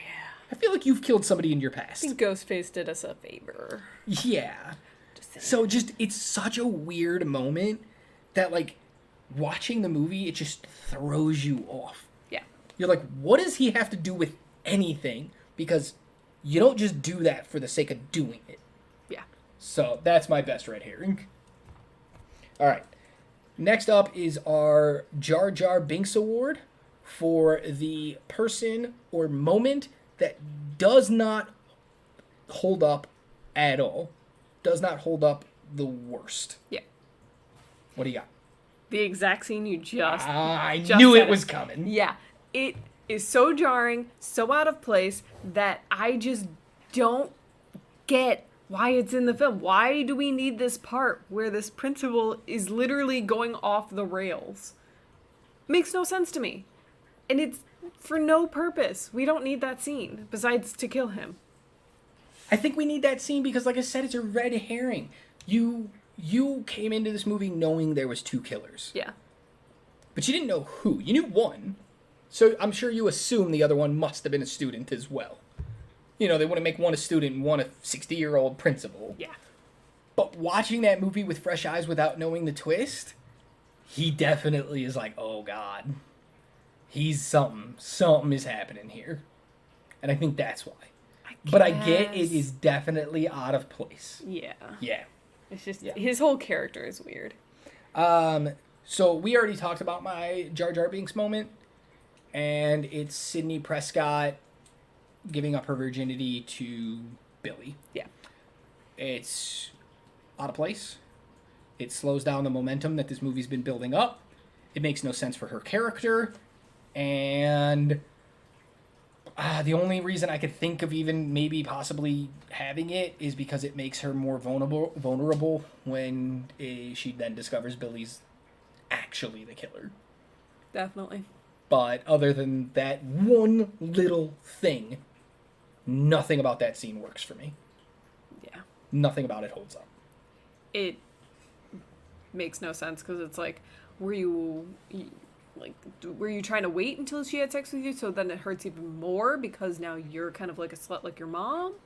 Or what? Like, but they were trying to kill her before that, so it makes no sense. Right, like if they would have succeeded before that, the sex means nothing. Yeah.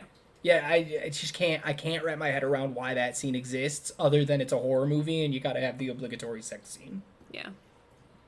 And it was a bad sex scene. There's plenty of better sex scenes in other horror movies. Yep. Yeah, it was just bad.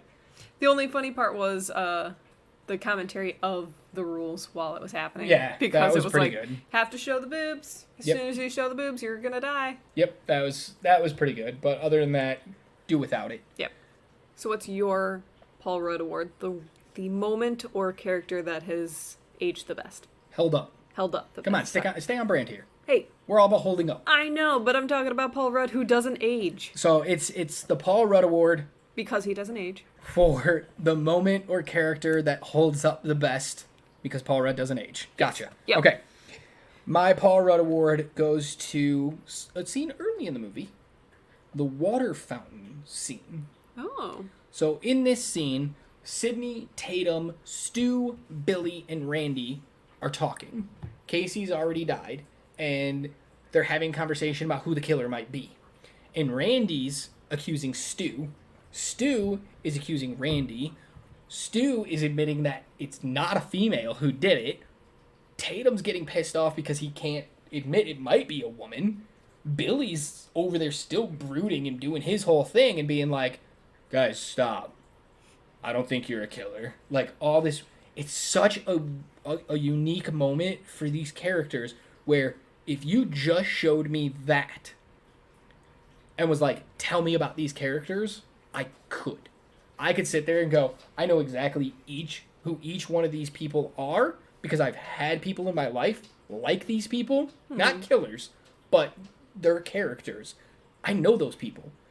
And I like the dynamic that they have. I like where it puts them in the hierarchy of their friendship group because Billy and Sydney are cuddling. Mm-hmm. They're together.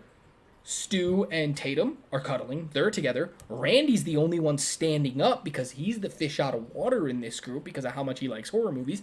You get that wonderful moment of them being like, Randy, you're the killer because you love horror movies. That great red herring right there. Yep. Stu is super creepy here, and Randy accuses him of being the killer. And he's like, nah, man. But if I was. It's just such a great moment to really show each one of their relationship to each other and immediately get us connected to these characters.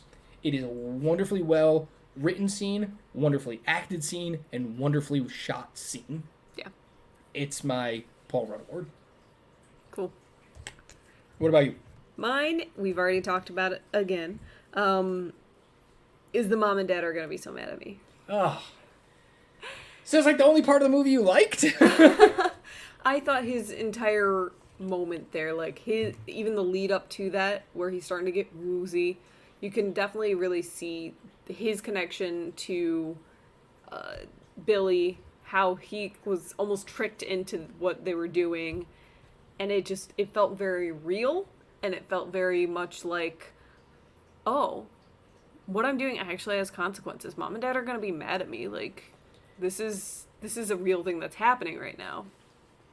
Like, I think he needed that moment, and I just thought he played it very well, like, comically, but still honestly. So I thought it was a ridiculous line read in the way that it was supposed to be comedic, but I think it was still But it worked really well for that character. Exactly. I love that scene, too. I have no comments about why it's your best scene, but I do have a fun little background about that particular moment for you. It doesn't exist. It's not written. It's not written anywhere. It was Matthew Lillard just being like, I came up with a really good line. I'm going to say it. If they like it, they like it. If they don't, they don't. He spit it out, and Wes Craven went, Matthew Lillard, you're a genius. It's staying in the movie. Especially because it came right after the phone slipping out of Billy's hand and hitting him in the head, which was also an improv moment because that wasn't supposed to happen. Yeah. And it was just what a showcase for Matthew Lillard in that literal 15 seconds of movie. And I'm with you. There are very few scenes that I put above that moment. Yeah. It's so good. So good. So good.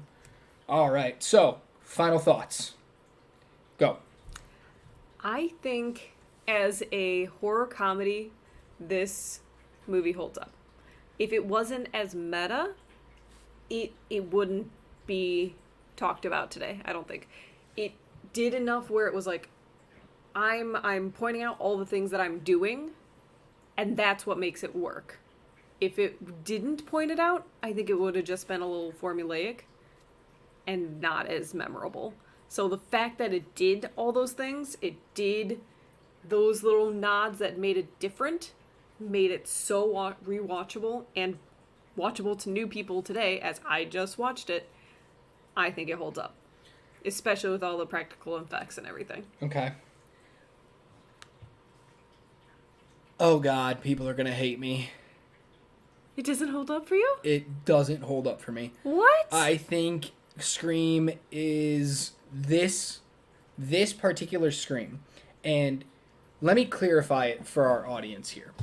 When we say something holds up, we don't necessarily mean it's a good movie. We just mean it holds up. Like what they did works. Yes. And still works. When we say something doesn't hold up, we don't mean it's a bad movie and it's not worth watching. We just mean there's things in it that don't live up to today's standards. Okay. And I don't think this particular Scream holds up. In what way?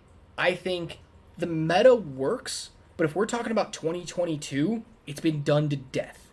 Because people copied this movie so much Fair. that it doesn't work anymore. I also don't think some of the jokes work because they're products of their time.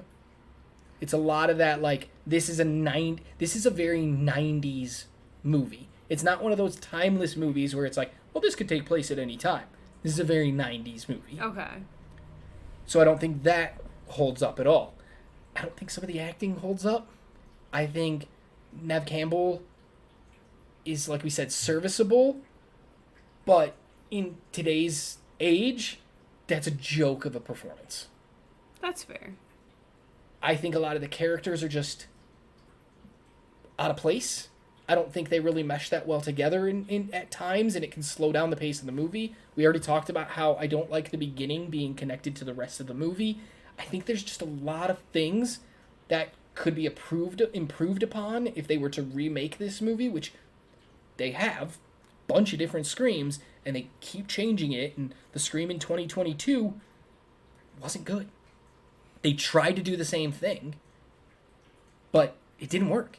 So if a movie based on Scream, which was not, it was a sequel, but it was one of those like legacy sequels that was trying to like forget maybe some of the other stuff. They were kind of like only picking and choosing what they wanted going into this sequel. And they even brought back the legacy characters like Sydney, like Gale, like Dewey.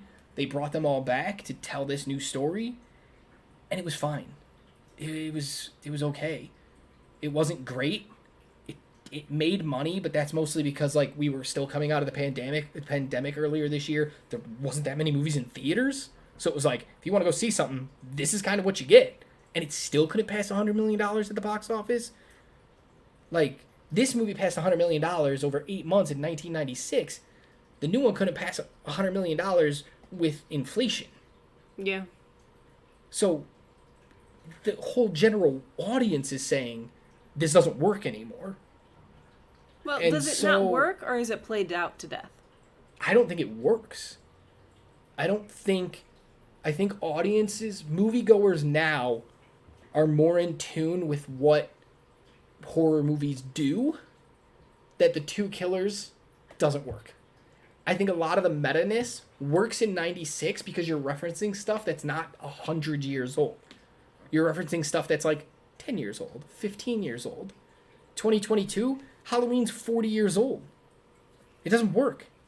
Look at the Halloween movies that came out, 2018, 2020. They don't work. Or 2021 was Halloween Kills. They don't work. How come the original Halloween worked, but these new ones didn't work? I mean, Audiences new are horror. just, they're there. We want a different kind of horror. I don't think it holds up. You can have a good time watching it, but at the end, you're going to go, yeah, that was a product of its time. I don't need to see a new one. All right. I know. So controversial. Hate me. Come at me on Twitter. I'm okay with that.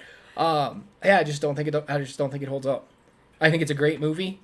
I think you could watch it and enjoy parts of it, but overall, it's like it happened. It was a phenomenon when it happened, and let's move on. All right. Crazy, I know.